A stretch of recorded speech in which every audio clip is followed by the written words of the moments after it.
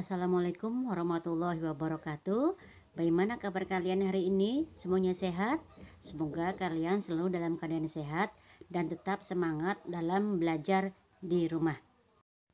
Pertemuan hari ini kita akan belajar menelaah struktur teks cerita pendek. Tapi sebelumnya, masih ingatkah pelajaran materi kemarin?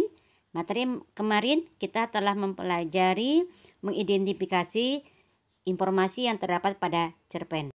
Adapun tujuan kita mempelajari menelaah struktur teks cerpen yaitu adalah kita mampu memahami struktur dan sekaligus kita mampu menelaah struktur teks cerita pendek. Masih ingatkah ciri-ciri cerpen? Ya, sesuai namanya, ciri-ciri cerpen yang paling utama adalah ceritanya pendek dan singkat, bersifat fiktif, hanya mempunyai satu alur cerita saja, dapat selesai dibaca sekali duduk karena singkat, alur ceritanya lurus, jarang alur ceritanya yang sangat rumit. Selanjutnya, penokohan cerita sangat sederhana, tidak menggambarkan semua kisah tokohnya. Sekarang kita mulai amati contoh kutipan cerpen. Amati paragraf pertama. Paragraf pertama menceritakan tentang Pak Tumin. Pak Tumin itu adalah seorang pedagang cilok keliling.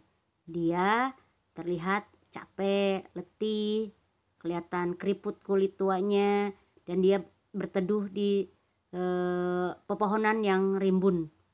Nah, paragraf pertama ini menceritakan tentang keadaan tokoh.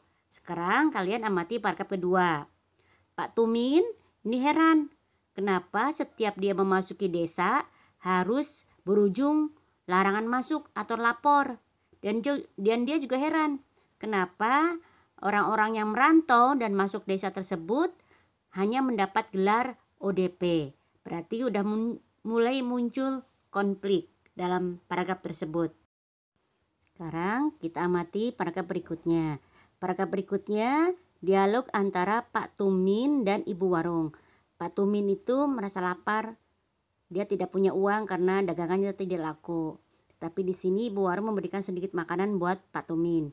Dalam paragraf ini menggambarkan konflik.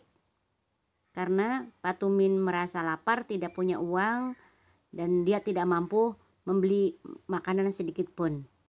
Paragraf terakhir mengisahkan tokoh Pak Tumin yang merasa bersyukur karena diberikan makanan dari Ibu Warung, dan makanan itu akan dibawa pulang dan diberikan kepada anak istrinya.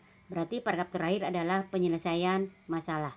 Dari uraian tadi, kita akan langsung mempelajari tentang struktur dari cerpen. Struktur yang pertama adalah orientasi. Orientasi ciri-cirinya adalah pertama awal cerita. Kedua adalah gambaran visual latar atau gambaran latar waktu tempat. Ketiga adalah pengenalan karakter tokoh yang terdapat pada cerpen tersebut.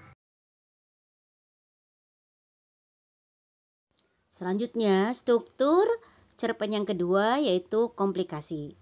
Ciri dari komplikasi diantaranya cerita bergerak seputar konflik atau masalah yang dihadapi oleh si tokoh. Terjadinya perubahan latar waktu dan karakter. Selanjutnya, tokoh utama menghadapi masalah. Biasanya bagus dan menariknya sebuah cerpen terdapat pada bagian konflik. Bagian terakhir adalah resolusi. Resolusi adalah akhir cerita dan si tokoh mendapatkan jalan keluar dari masalahnya. Demikianlah ciri-cirinya. Baiklah, kita simpulkan. Struktur teks cerpen 1. Orientasi, 2. Komplikasi, dan 3. Resolusi. Untuk pertemuan hari ini cukup sekian dulu. Semoga materi yang kita pelajari ini bisa bermanfaat buat kalian. Sampai jumpa.